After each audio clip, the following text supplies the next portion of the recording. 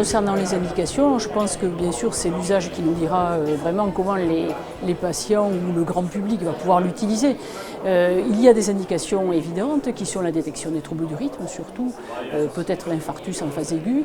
Ça va dépendre beaucoup de la fiabilité du système.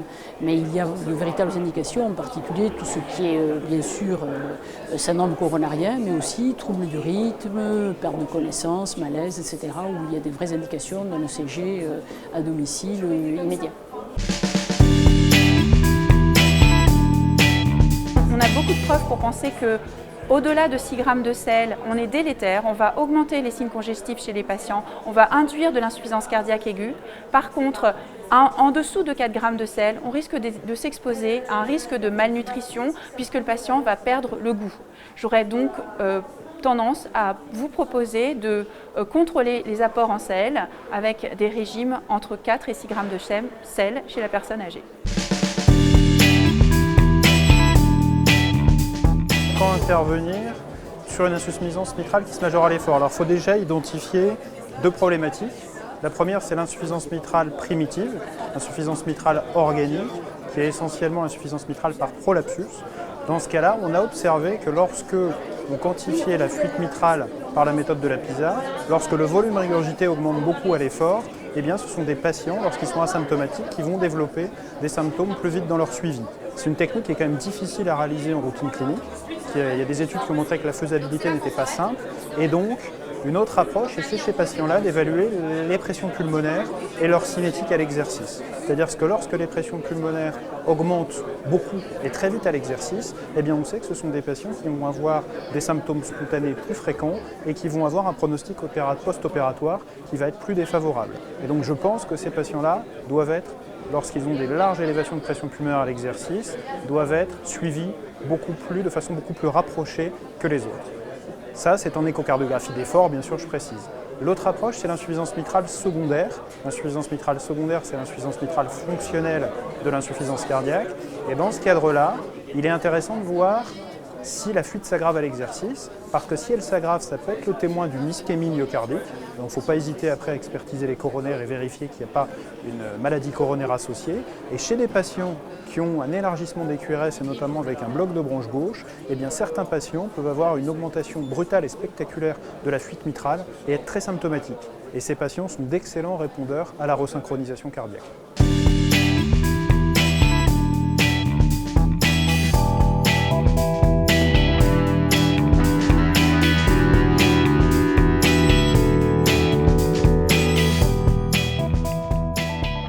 Alors, en tant que président sortant de la filiale d'imagerie cardiovasculaire de la SFC, 2016, ça s'annonce comme la mise en œuvre de tout ce qu'on a fait pendant mon mandat, pendant 2 ans, c'est-à-dire la fusion entre le groupe cardiologie nucléaire IRM de la Société française de cardiologie et la filiale d'échocardiographie.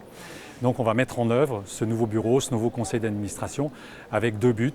Eh bien, c'est la mise en place du prochain congrès bisannuel qui aura lieu en juin 2017 et puis la mise en œuvre aussi d'un site internet EcoWebline qui arrive à maturité.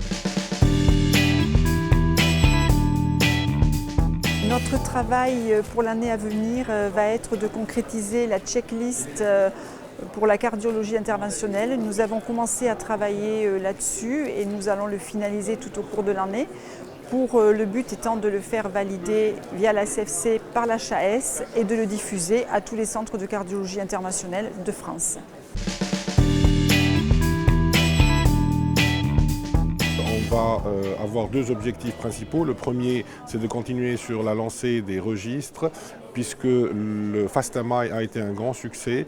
On va en 2016 lancer le registre sur la fibrillation auriculaire et le non-STIMI, et puis d'accentuer le partenariat avec nos amis africains francophones et maghrébins, et surtout miser sur les jeunes cardiologues, puisque en novembre prochain, il y aura toute une journée dédiée aux jeunes cardiologues francophones. L'année 2015 a été marquée par les résultats de l'essai clinique Servat-Chef, qui avait pour objectif d'évaluer l'effet de la ventilation auto-asservie sur le traitement des apnées centrales dans l'insuffisance cardiaque systolique. L'actualité 2016 sera très riche puisque la communauté scientifique attend les résultats complémentaires de cette étude pour mieux comprendre les résultats de Servette-Chef qui ont montré un effet neutre sur l'efficacité du traitement, mais aussi un surrisque de mortalité cardiovasculaire. En parallèle, nous avons mis en place aussi une cohorte observationnelle, cette fois-ci dans tout type de patients insuffisants cardiaques, donc non seulement des insuffisants cardiaques systoliques, mais aussi des patients insuffisants cardiaques avec fraction d'éjection ventriculaire gauche préservée, dont l'objectif est de pouvoir, en vie réelle, montrer donc l'effet du traitement de la ventilation auto-asservie sur le traitement des apnées centrales, mais aussi des apnées mixtes dans ces deux populations.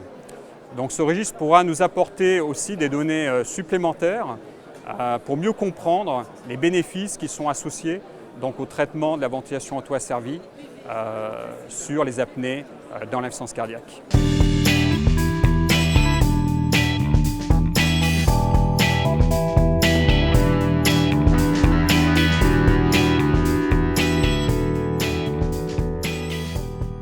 Bonjour à tous, bienvenue sur le plateau de Cardio Online en direct des JESFC 2016. J'ai le plaisir d'accueillir le professeur Catherine Vergelli, qui est professeure de physiologie et chercheur INSERM à Dijon, qui va nous parler d'un sujet qui est vraiment d'actualité actuellement, c'est le vieillissement de la population.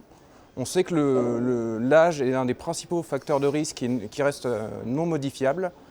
Donc voilà, le professeur Vergelli va nous parler du rajeunissement de la population.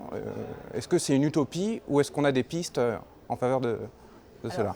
Rajeunir la population, je ne sais pas, mais effectivement, c'est important de penser à trouver des facteurs qui vont permettre soit de ralentir le vieillissement du cœur, soit de le rajeunir. C'est ce qu'on appelle la réjuvénation cardiaque. Parce que justement, l'âge, c'est le principal facteur de maladies cardiovasculaires et comme le vieillissement de la population va s'accroître au cours des prochaines décennies ou le prochain siècle, ça sera une problématique qui sera de plus en plus importante à traiter pour les cardiologues. Et actuellement, a-t-on des pistes vers lesquelles s'orienter Alors moi je suis chercheur et c'est vrai que je m'intéresse plus particulièrement à ce qui a été fait dans des études expérimentales et la restriction calorique sévère, c'est-à-dire 40% de restriction calorique, un régime extrêmement drastique que vous ne souhaiteriez pas à votre pire ennemi, eh bien cette restriction calorique sévère, elle a la capacité d'entraver le processus du vieillissement et même de permettre au cœur de restaurer un phénotype jeune. Et on a identifié des voies moléculaires qui participent à ce rajeunissement. Est-ce qu'il y a d'autres pistes un peu plus solides et plus réalisables? Bien sûr, quand on s'intéresse à des facteurs qui soient facilement acceptables par la population, on envisage des thérapeutiques. Et dans ce cadre, eh bien, il a été montré qu'il existe probablement des facteurs de jeunesse, des facteurs de réjuvénation qui existent dans les organismes jeunes et qui préservent la bonne santé d'un certain nombre de systèmes cérébral, musculaire et cardiaque. Et parmi ces facteurs, il y a une cytokine qui s'appelle le GDF11 pour lesquels des chercheurs ont montré qu'on pouvait, si on associait une souris jeune à une souris âgée et que les circulations sanguines des deux souris rentraient en communication, eh bien la souris jeune pouvait échanger des facteurs avec la souris âgée et restaurer le phénotype de jeunesse de son cœur. Par la suite, ils ont identifié qu'un de ces facteurs, c'était cette molécule appelée le GDF11. Ils l'ont administré à des vieilles souris et au bout d'un mois, ils ont vu régresser l'hypertrophie et la fibrose ainsi que des marqueurs associés au vieillissement du cœur des souris. Alors peut-être que c'est le futur élixir de jouvence. Bon, aujourd'hui, il y a quand même beaucoup de travaux qui remettent en cause ces études qui sont parues dans un très grand journal qui s'appelle Science en 2013. Mais ça reste une piste intéressante et je crois qu'on est tous très intéressés pour essayer scientifiquement de comprendre les mécanismes du vieillissement et ce qui peut permettre d'entraver cette évolution inéluctable qui est celle de l'âge sur notre corps. C'est vrai que ça ouvre de nombreuses perspectives d'avenir. Donc c'est vrai que pour l'instant on a assez peu de données, donc actuellement il faut qu'on corrige déjà tous les facteurs de risque modifiables pour diminuer le risque cardiovasculaire. Et ce qu'il faut se dire, c'est plutôt que de vouloir à tout prix allonger l'espérance de vie, l'essentiel n'est pas de vivre en bonne santé, de bien vieillir plutôt. Oui. La réjuvénation, c'est une chose, mais vieillir dans de bonnes conditions. Et on sait aujourd'hui quand même qu'il y a un certain nombre de facteurs modifiables sur lesquels on peut jouer et qui permettent de vieillir dans de bonnes conditions. Merci beaucoup.